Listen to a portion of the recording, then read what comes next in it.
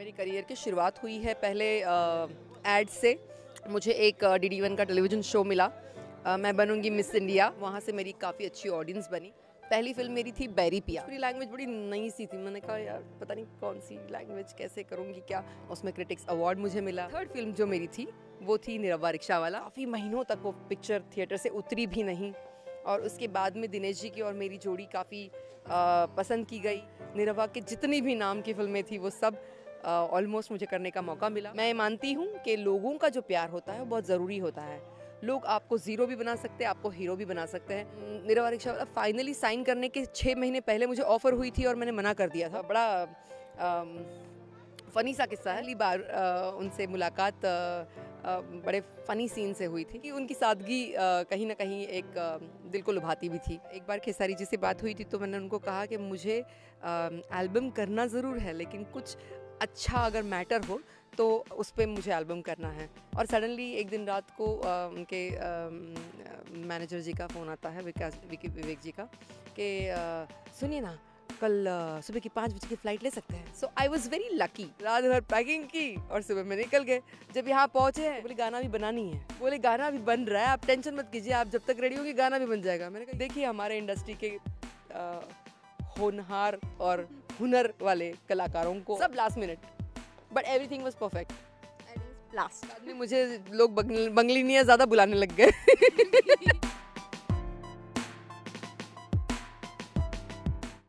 नमस्कार, आप देख रहे हैं UNN मीडिया और मैं हूं आपके साथ खुशबू सिंह। आज मैं एक ऐसे शख्स के बारे में जानना चाहती हूं जिनकी कहानियां तो बहुत हैं, लेकिन शुरुआत कैसे हुई, भोजपुरी इंडस्ट्री में पहली बार कैसे आई और कैसा रहा उनका भोजपुरी इंडस्ट्री में जर्नी, उन्हीं से सुनते हैं, उन्हीं की जुबानी। तो मैं बात कर रही हूँ पाखी हेगड़े जी का, जो इस वक्त हमारे साथ हैं लखनऊ में। खूबसूरत वेदर में खूबसूरत अदाकारा इस वक्त हमारे साथ है। तो पहले तो इनका स्वागत करते हैं UNN मीडिया पर। क्या बात है खुशबू, तुमको मेरी जर्नी नहीं पता? लेकिन होता है ना कि जर्नी हमने वो पता है जो हमें गूगल ने बताया। मुझे वो जानना है जो आप मुझे बताएंगी। ओके, गूगल ही बताएगी। गूगल तो वो बताएगा ना जो वो देखा है, हम तो वो जानना चाहेंगे जो गूगल ने भी नहीं देखा। गूगल में कई सारी चीज़ें मैंने देखी है कि सच भी नहीं है, अभी फ़िलहाल अपडेटेड नहीं है जी। कई बार ऐसा होता है ना, बहुत से स्टार बोलते हैं कि हम घर में सो रहे होते हैं और फिर सडनली हमें ऐसी खबर मिलती है कि पता, अरे ये कब हुआ, हमें को नहीं पता मेरे बारे में। 5 दिन पहले, मतलब शूटिंग स्टार्ट कर रही थी उस दिन के 5 दिन पहले कुछ खबर छपी थी और किसी ने मुझे फ़ोटो भेजा कि पाखी हेगड़े जी का दुखद निधन हो गया है और video, and I was like what. मैंने देखा लिटरली पूरी अर्थी, उस पर कोई लाश बिछी हुई है और लेके जा रहे हैं। लाइक कुछ भी खबर छपवा सकते हैं। मतलब वेरी शॉकिंग। हाल ही में अरविंद अकेला जी के साथ भी हुआ। बहुत सारी लोग डालते रहते हैं, पता नहीं क्या मिलता है। खैर, पाखी जी से मैं बात करती हूँ। 13 साल पहले आप आई थी इस इंडस्ट्री में, तो इस इंडस्ट्री में कब सोचा कि मैं भोजपुरी इंडस्ट्री में काम करूँगी? मेरी करियर की शुरुआत हुई है पहले एड से, और एड्स करते करते मुझे एक DD1 का टेलीविज़न शो मिला, मैं बनूंगी मिस इंडिया। और वो शो DD1 में काफ़ी नाम किया और वहाँ से मेरी काफ़ी अच्छी ऑडियंस बनी और मुझे मेरी पहली फिल्म की offer because of that serial ही मिली। और पहली फिल्म मेरी थी बैरी पिया। बैरी पिया एक सरस्वती चंद्र के स्टोरी पे बेस्ड थी, तो जैसे नूतन जी का किरदार था उसी तरह का किरदार था। तो भोजपुरी लैंग्वेज बड़ी नई सी थी, मैंने कहा यार पता नहीं कौन सी लैंग्वेज कैसे करूँगी क्या। तो उन्होंने कहा आप भ्रष्ट हिंदी है, उतनी आपकी हिंदी अच्छी है तो बोलने में उतनी दिक्कत नहीं होगी। और उन्होंने लहजा यहाँ का ही रखा था, यूपी का लहजा रखा था, तो आई वॉज़ कम्फर्टेबल। और डायरेक्टर और पूरी टीम अच्छी थी, तो उस फिल्म को मैंने किया। उसमें क्रिटिक्स अवार्ड मुझे मिला। उसके बाद में मुझे सैया से सोरो सिंगार, रवि किशन जी और नगमा जी के साथ में कॉन्टिलो फिल्म्स की फिल्म मिली, और उसमें भी किरदार काफ़ी अच्छा रहा, परफॉर्मेंस की काफ़ी तारीफ हुई। और थर्ड फिल्म जो मेरी थी वो थी निरहुआ रिक्शा वाला, जो अंक मीडिया की फिल्म थी। तो बेसिकली हिंदी सेटअप की फिल्में ही जो भोजपुरी में बनाना शुरू कर रहे थे, उनके थ्रू मैं भोजपुरी में कदम अपना रख पाई। और जब निरहुआ रिक्शा वाला मैंने कंप्लीट की, तब तक ऑलमोस्ट इसकी खुशबू फैल चुकी थी इंडस्ट्री में कि okay there is an actress जो नई हैं और काफ़ी अच्छा काम की है। और भगवान की कृपा से और हमारे ऑडियंस के प्यार की वजह से उस फिल्म ने काफ़ी अच्छा नाम किया। काफ़ी महीनों तक वो पिक्चर थिएटर से उतरी भी नहीं, और उसके बाद में दिनेश जी की और मेरी जोड़ी काफ़ी पसंद की गई। उसके बाद में जितनी फिल्में मिली हैं, वो कैसे कहीं तोरा से प्यार हो गई, निरवा चलल ससुराल, निरवा रिक्शा वाला, निरवा तांगा वाला बनी नहीं, बट वो भी फिल्म बनने में थी, निरवा नंबर 1, निरवा के जितनी भी नाम की फिल्में थी वो सब ऑलमोस्ट मुझे करने का मौका मिला। I was part of those films. फिर मनोज जी के साथ में, रवि जी के साथ में कई सारी फिल्में करने का मौका मिला। कृष्णा अभिषेक के साथ में छा गई पाकि गवन वाला इजा राजा जी, कृष्णा अभिषेक जी के साथ में मैंने फिल्म की। It was wonderful journey. और मेरे लिए सबसे ज़्यादा मेरा सफ़र ऐसा रहा है कि एक सेट पे किसी टेक्नीशियन ने मेरा काम देखा और उसकी तारीफ़ कोई दूसरे सेट पे की है, और वहाँ से मुझे दूसरी फिल्म मिली है। तो मुझे लिटरली ऑफिस जाकर कभी बैठना ही नहीं पड़ा। सेट टू सेट मुझे काम मिलते गया और वर्ड ऑफ माउथ से मेरा काम आगे बढ़ा। सो आई वॉज़ वेरी लकी। मैं मानती हूँ कि लोगों का जो प्यार होता है वो बहुत ज़रूरी होता है। लोग आपको ज़ीरो भी बना सकते हैं, आपको हीरो भी बना सकते हैं। अगर ऑडियंस का प्यार ना मिलता तो 100% मैं कुछ ना कर पाती, बट ऑडियंस ने जो मतलब मुझे सर आँखों पर रखा, मैं आज पाखी हेगड़े बन गई। ऑडियंस ने सबसे ज़्यादा आपकी जोड़ी निरहुआ जी के साथ पसंद की, क्योंकि शुरुआत में आपने बहुत सारी फिल्में बैक टू बैक की। यहाँ तक कि अभी भी ऐसा माना जाता है कि निरहुआ जी तब गांव से आए थे, उनको संवारने में बहुत हद तक पाखी हेगड़े का हाथ था, क्योंकि वो बहुत सिंपल से गांव से, टैलेंटेड थे, गायक अच्छे थे, आर्टिस्ट अच्छे थे, लेकिन फिर भी बहुत सिंपल थे, तो उनको संवारने में सबसे बड़ा हाथ पाखी थे। इसमें कितनी सच्चाई है? मैं मानती हूँ कि देखिए, हर आर्टिस्ट का अपना एक फ्लेवर होता है, और वो बहुत मेहनती थे और बातों को सुनते थे अच्छे से। मैंने कुछ उनके लिए बहुत special out of the way ऐसा कुछ भी नहीं किया है। मैं यही मानती हूँ कि मैंने कोशिश ज़रूर की, क्योंकि मैंने देखा उनके अंदर प्रतिभा थी, और मैं जब भी कुछ बोलती थी वो बड़ा ध्यान से उस चीज़ को सुनते थे और पूछते भी थे कि मुझे ये करना है तो ये कैसे करूँ, क्योंकि वो सिंगिंग में बहुत अच्छे थे, भोजपुरी बोलने में बहुत उनका हथकंडा अच्छा था, मेरा उसमें नहीं था। वेरएज मेरी तरफ से मतलब उनको कंट्रीब्यूशन ये मिलता था कि मैंने उनको कहा कि आप मुझे भोजपुरी सिखाइए। तो ये सिर्फ वो नहीं, मतलब मनोज टाइगर चचुआ भी थे हमारे साथ में, हमारी पूरी टीम होती थी और हम लोग साथ में बैठ के खूब गप्पे लड़ाते थे। तो शॉट के बाद में हम डिस्कशन करते थे स्क्रिप्ट के ऊपर, और फिर बोलते थे कि अगर मैं उनको फ़ाइन लगा देती थी कि अगर इंग्लिश में बात नहीं करेंगे तो फ़ाइन, आपके ऊपर 500 रुपये का फ़ाइन का कलेक्शन हो जाता था। तो चचुआ से बहुत फ़ाइन मैंने कलेक्ट किया। दिनेश जी डर के मारे थोड़ा बराबर से बोल लेते थे कि फ़ाइन देना पड़ जाएगा। सो ऑलवेज़ ये होता है कि जब आप किसी के साथ में हो, तो जब मिलजुल के काम करते हो और मिलजुल के सबकी एनर्जी एक ही लेवल पे मिलती है, काम बहुत अच्छा होता है। और इसी वजह से मुझे लगता है कि हम डांस में, मतलब हम जब भी कोई गाना मिलता था, कभी किसी चीज़ के लिए मना नहीं करते थे। हम लोग बोलते थे कि नहीं हम करेंगे, और हम प्रैक्टिस करते थे, मेहनत करते थे।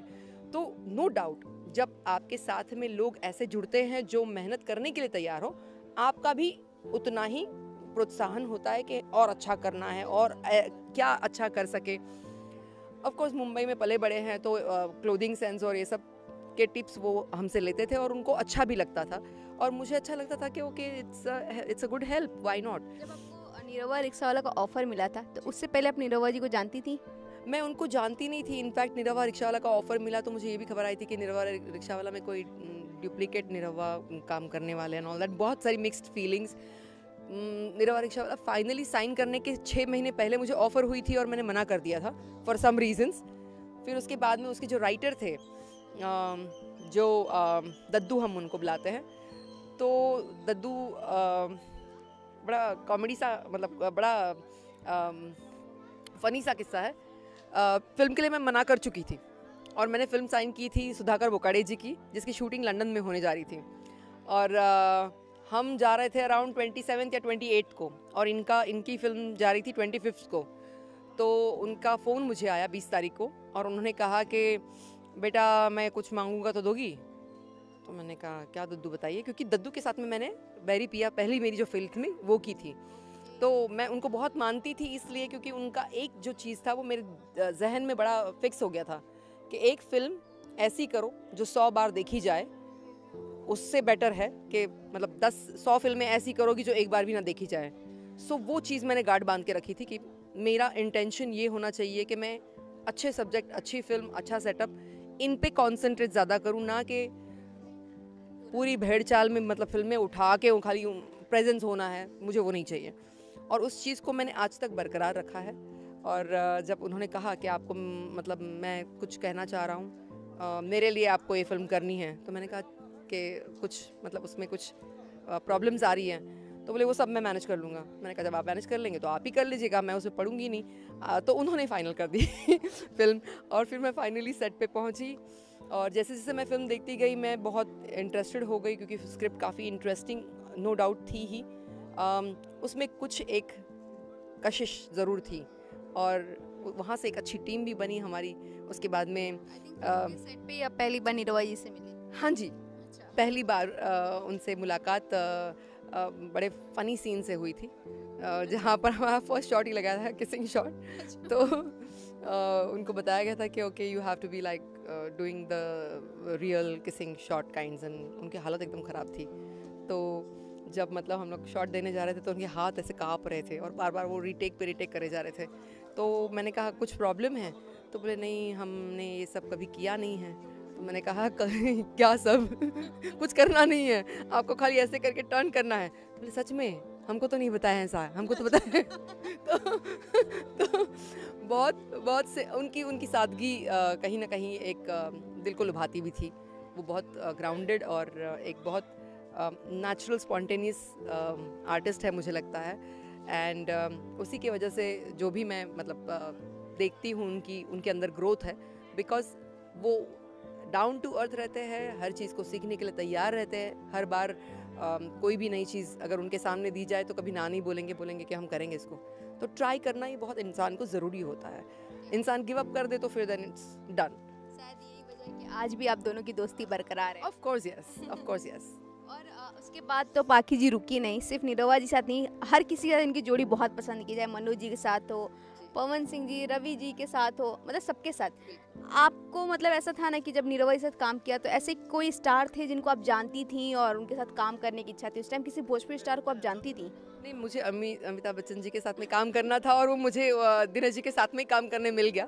सो गंगा देवी फिल्म थी जिसमें हम लोगों ने काम साथ में किया, और मेरी वो एक बहुत दिली इच्छा थी कि मुझे अमिताभ बच्चन जी जैसे आर्टिस्ट के साथ में काम करने को मिलेगा तो मैं बहुत खुश हो जाऊंगी। और मैं चाहती थी कि बहुत जल्दी मिले, और बाय गॉड्स ग्रेस वो इच्छा मेरी जल्द पूरी हो गई। और वो भी उस फिल्म का टाइटल रोल गंगा देवी मैं प्ले कर रही थी, तो मेरे लिए वो सोने पे सुहागा जैसी बात हो गई। उसमें अमित जी थे, जया जी थी, गुलशन ग्रोवर जी थे।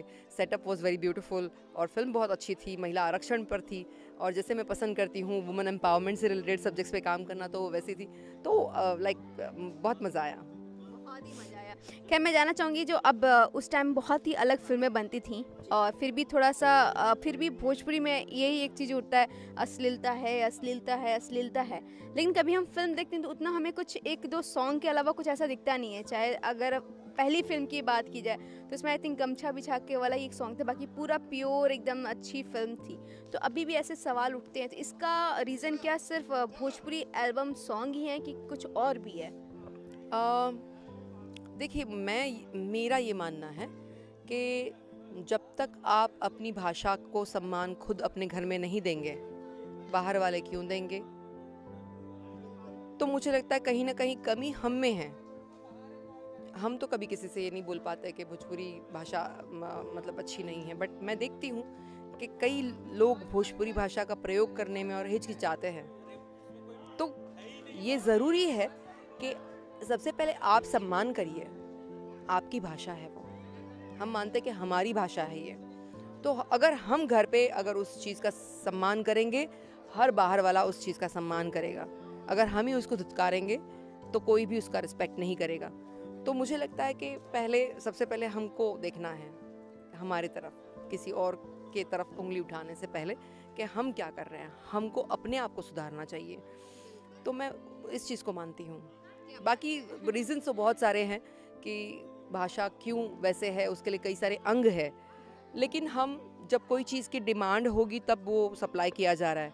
अगर लोग देखेंगे ही ना ऐसी फिल्में तो जाके बेचेंगे कहाँ ऐसे प्रोड्यूस करने वाले। और हमने तो कभी नहीं की, लेकिन हमारी फिल्में भी चली है और उतनी ही पसंद की गई है और उतना ही स्ट्रॉन्ग मेरा फीमेल ऑडियंस है जो मुझे बड़ा प्यार करता है।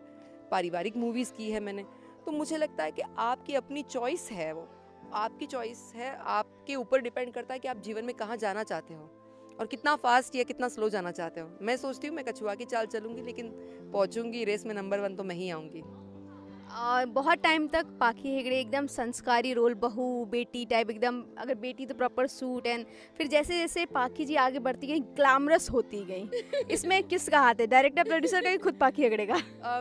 मैं बताती हूँ क्या है ना, एज एन आर्टिस्ट ऑल्सो हर एक कोई ग्रो करता है। जब पहले पहले फिल्में करती थी तो मुझे लगता है कि ये अच्छा है, ये ठीक नहीं है। तो आर्टिस्ट का एक अपना पर्सोना होता है और एक माइंडसेट होता है। मेरा माइंडसेट भी खुलते खुलने लग गया जब मैं सिनेमा को समझने लग गई, सिनेमा की सोच मेरे समझ में आने लग गई। तो मुझे लगा कि हर रोल अच्छा या बुरा नहीं होता, रोल होता है। और जब डायरेक्टर कोई चीज़ लिखता है तो डायरेक्टर उसका एक विजन करता है, अपने माइंड में उसकी कहानी बुनता है। जब आप उस कहानी को, आप अपने आप को मत रखिए उधर, आप पाखी हेगड़े आप अपने आप को नहीं रख सकते, आप वो किरदार बन जाइए जो उस डायरेक्टर की कल्पना है। तो आप उसका सपना हो, जो लोग उस सपने को साकार होते हुए देखते हो। तो जब हम पाखी हेगड़े बन के काम करेंगे तो हम अरे ये अच्छा है, ये बुरा है, ऐसा सोच विचार करने लग जाते हैं। लेकिन जब आप सोचेंगे कि यार उनका किरदार ये है, तो आप उस किरदार को जस्टिफाई करने लग जाओगे। आज मुझे मालूम है कि मेरा ये किरदार मॉड किरदार है, तो मुझे वो मॉडर्न दिखना है, मुझे वो लगना है, तो मैं उसके लिए पूरी कोशिश करूंगी कि उसकी रूपरेखा मैं बनाऊंगी। तो अब सिनेमा की सोच और समझ काफ़ी ब्रॉड हो चुकी है और मेरी समझ में ये आ रहा है कि किरदारों से सिनेमा बनता ज़रूर है, लेकिन अगर आपका किरदार प्रोमिनेंट है, आपका इम्पॉर्टेंट रोल है, तो उस कहानी में वो किरदार क्या कर रहा है वो आपको डिपिक्ट करना है, ना कि आप अपनी डिमांड्स रखिए कि मैं ऐसे ही करूँगी या वैसे ही करूँगी। क्योंकि यहाँ पर आप डायरेक्टर की एक कल्पना हो जो पर्दे पे साकार हो रहे हो। बहुत ही अच्छी सोच है। आई थिंक हर कलाकार की बस एक यही होना चाहिए कि डायरेक्टर की मैं कल्पना हूँ। वैसे एक और फिल्म आपने बहुत ही चैलेंजिंग की और बहुत से लोगों ने कहा भी कि इसके बाद तो पाखी हेगड़े एज अ हीरोइन काम ही नहीं कर पाएंगी। आप समझ गए होंगे मैं किस फिल्म की बात, दादी माँ। तो आपको नहीं लगा जब ऑफर आया कि इट्स वेरी रिस्की, क्योंकि मुझे कोई और नहीं, बेसिकली मुझे एक दादी माँ का कैरेक्टर करना है। इनफैक्ट मुझे वो फिल्म ऑफर हुई नहीं थी, मुझे ऑफर हुई थी उसमें बहू का रोल करने वाला रोल। लेकिन मैंने जब कहानी सुनी तो वो कहानी थी एक दादी माँ की और एक डॉगी की, और किस तरीके से बेटा और बहू अपनी माँ को गांव से इसलिए बुलाते हैं क्योंकि उनको घूमने के लिए कहीं जाना होता है और उनका कुत्ता संभालने के लिए उनके पास कोई नहीं है, तो वो उनको बुला के वो रखवाने की कोशिश करते हैं। तो मुझे लगा कि वो जर्नी है उस दादी माँ की जो घर में अकेली आती है बड़े आस से मिलने अपने बेटे से और बहू से और बच्चों से, और जैसे उसकी एंट्री होती है बच्चे सब भाग जाते हैं अमेरिका अपनी ट्रिप पे घूमने के लिए, और पता चलता है कि दादी अकेली घर पे छूट गई है एक कुत्ते के साथ में। और कुत्ते के और उनके बीच में जो प्रेम दिखाया है कि एक मूक जानवर जो बोल नहीं पाता वो भी कितना प्यार करता है, लेकिन एक बेटा जिसको एक माँ ने जन्मा वो उसकी उतनी कदर नहीं करता। तो मुझे लगा कि मुझे ये बहू वाला किरदार करने में कोई रुचि ही नहीं है, तो मैंने उनको ऑफर किया कि अगर आप मुझे दादी माँ का रोल देंगे तो मैं करूँगी। एंड ही वाज शॉक्ड कि क्या? तो मैंने कहा हाँ भाई, आपकी कहानी का हीरो दादी माँ है तो मैं क्यों बनूंगी बहू, मुझे नहीं बनना। तो बोले आप इतना ओल्ड वाला किरदार अपना के मतलब क्या आप कैसे कर सकते हो? मैंने कहा मेरे लिए कैरेक्टर हीरो है, उस फिल्म का कैरेक्टर था दादी माँ और वो डॉगी, तो मुझे लगा कि डॉगी तो नहीं बन रही हूँ तो दादी माँ ही बनूंगी।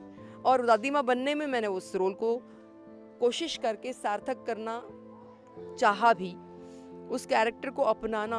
एक 65 साल की औरत किस तरीके से चलेगी, बोलेगी, क्या करेगी, गांव की औरतें कैसे होती है, क्या करती है, किस तरीके से बात करती है, इन चीज़ों को मैंने नोट किया। और उस कैरेक्टर मेरे लिए वो चैलेंजिंग था, मेरे लिए वो एक्टिंग था, मतलब एक्टिंग परफॉर्मेंस मेरी बढ़ाने वाली चीज़ थी। मुझे लगता है कि मुझे अलग अलग वैरायटीज़ के किरदार निभाने हैं, ना कि एक हीरोइन वाले किरदार में खाली बंद के रह के उधर फंसना है। कुछ लोग आई थिंक इसका नापसंद भी किए थे कि अभी क्या ज़रूरत थी ऐसा। मुझे नहीं लगता कि ऐसा कोई नापसंद, बट उनका ये था कि ऑफ कोर्स वो लोग मुझे लाइक करते हैं, तो एक होता प्रेम के चलते बोलते अरे क्यों करना था यार तुमको ये सब, मतलब उनकी वो दूरदृष्टि नहीं है, मैं उसको वैसे मानूंगी। या जैसे मैंने एक फिल्म की थी दाग, और दाग में मैंने दिनेश जी के एक पॉइंट पे मैं दिनेश जी की माँ होती हूँ, तो वो ट्रिपल रोल वाली कहानी है। उसमें मेरा ट्रिपल रोल है, मतलब पहले माँ भी वही रही है, उसके बाद में एक टॉमबॉय वाला कैरेक्टर है, और वो टॉमबॉय वाला कैरेक्टर उसकी माँ का रेप्लिका होता है, ऐसे ऐसे कहानी थी। तो उनका यही कहना था कि यार आपको नहीं पता, आप इंडस्ट्री से आउट हो जाओगी, आप माँ का किरदार कर रही हो, आपको कुछ समझ है। मेरे अपोजिट वाला जो रोल है वो मैंने कहा बाद में बात करेंगे, एक फिल्म में मुझे मेरे हिसाब से करने दो प्लीज़। पता नहीं क्या कर रहे, ठीक है करो। फिर हम सेट पे मिलते थे तो बड़ा मतलब हीरोइन के साथ में बैठ के दूर से अपने इशारे करते थे। जब डबिंग करके बाहर निकले हैं तो फ़ोन किया है, खूब रोए हैं डबिंग करते वक्त, बोले बहुत चालाक हो तुम। मैंने कहा क्यों, क्या हुआ भाई, शुरू से लेके एंड तक खाली तुम ही दिख रही हो। मैंने कहा वही तो मैं चाह रही थी, तुम नहीं समझे तो हम क्या करें। तो मेरे लिए बेसिकली ये होता है कि स्टोरी का हीरो कौन है और किरदार क्या है, मैं उस पर डिपेंड करती हूँ, ना कि वो माँ बन रही है या बहन बन रही है। मेरे लिए बहन भी फाइन है, मैं हीरो की बहन बनने के लिए तैयार हूँ, अगर बहन पे कहानी है, बहन पे कहानी है, मैं अपने गोल से हट नहीं सकती हूँ। So I am very clear in my focus कि मुझे करना क्या है जीवन में। मतलब एज अ सो पीस कहते हैं ना कि खासकर हमारी इंडस्ट्री में कहते हैं कि एक्ट्रेस को बस as a showpiece use करते हैं, लेकिन आप उस चीज़ को नहीं मानती है। पसंद नहीं है हमको ये है कि हम अगर फिल्म में कोई है तो वो मेरा किरदार उस तरीके का हो कि लोग आए देखे तो वो तारीफ करके उसकी प्रशंसा करे कि ठीक है अच्छा काम किए और अच्छा किरदार निभाया। लास्ट ईयर इन्होंने 2 बड़े धमाके किए, एक बंगालिनी ला के, दूसरा नाच के मालकिनी ला के।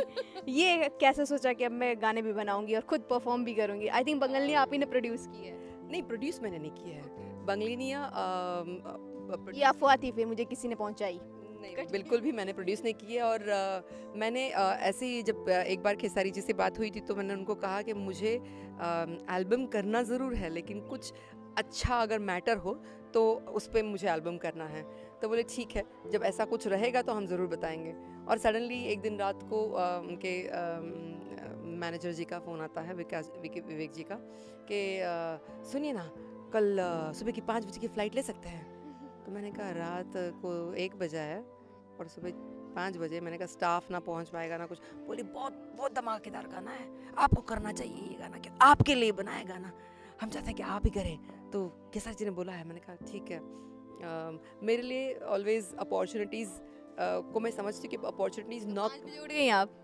नहीं, हम सोए नहीं, पैकिंग कौन करेगा उस टाइम में ना मेकअप दादा थे, ना हेयर ड्रेसर थी, ना बॉय था, ना कोई थे, सब अपनी अपनी जगह पे थे।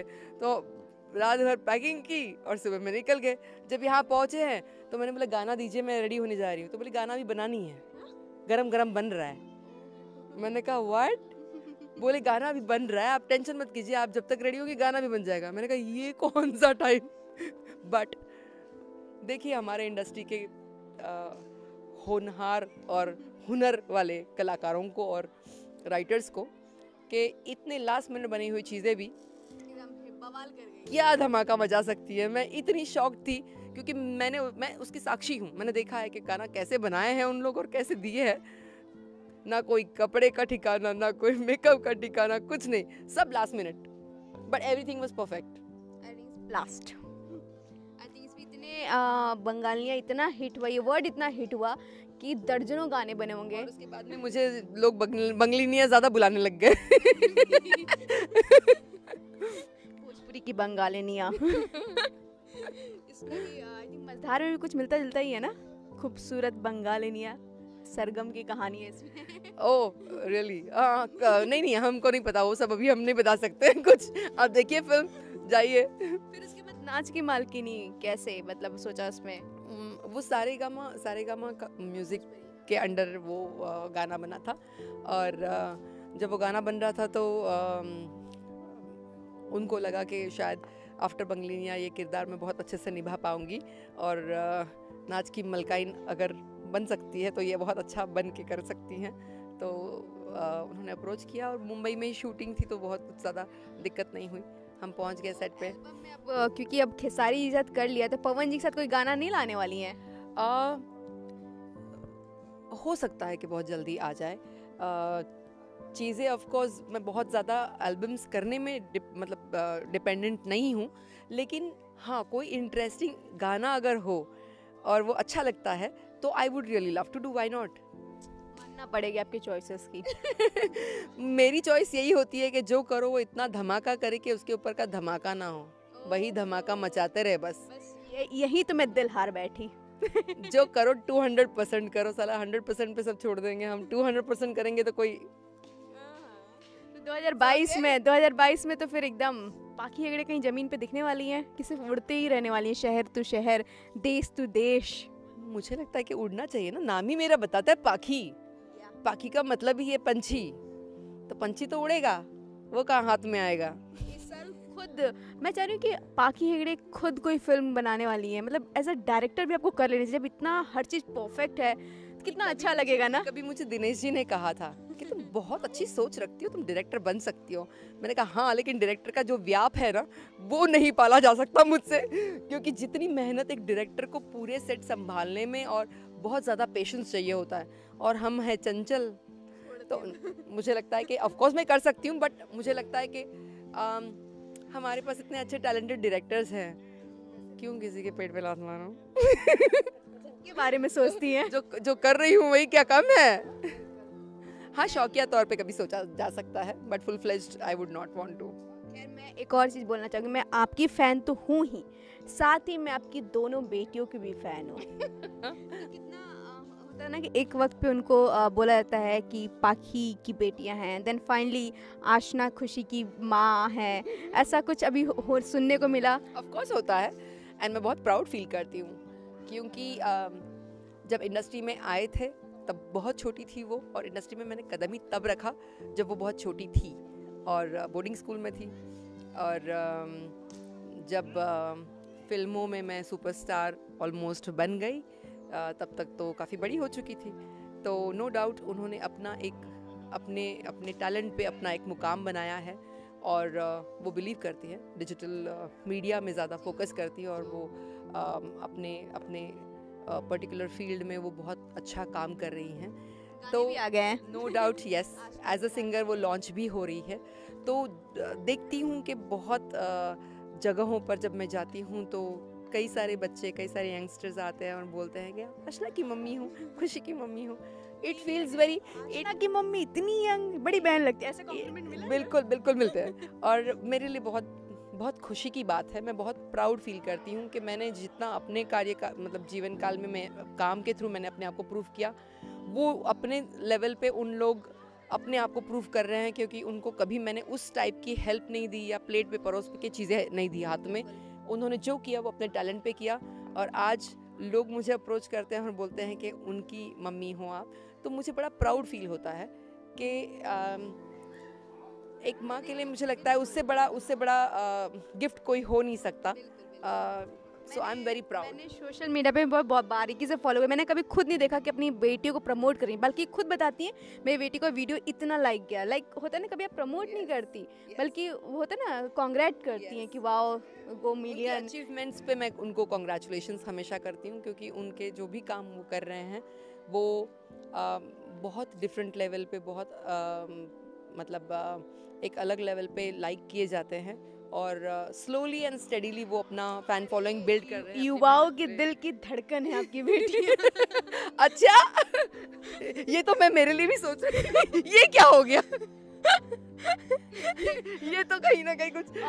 और उनको जो देखते हैं ना, फिर सडनली आप आती हैं तो फिर आपके प्रोफाइल पे सब आते हैं और सब ऐसे शॉक्ड होते हैं। मैं कुछ दिन पहले ही मैं दिखा रही थी पाकि, कोई यकीन नहीं कर रहा था कि आपकी बेटियां हैं।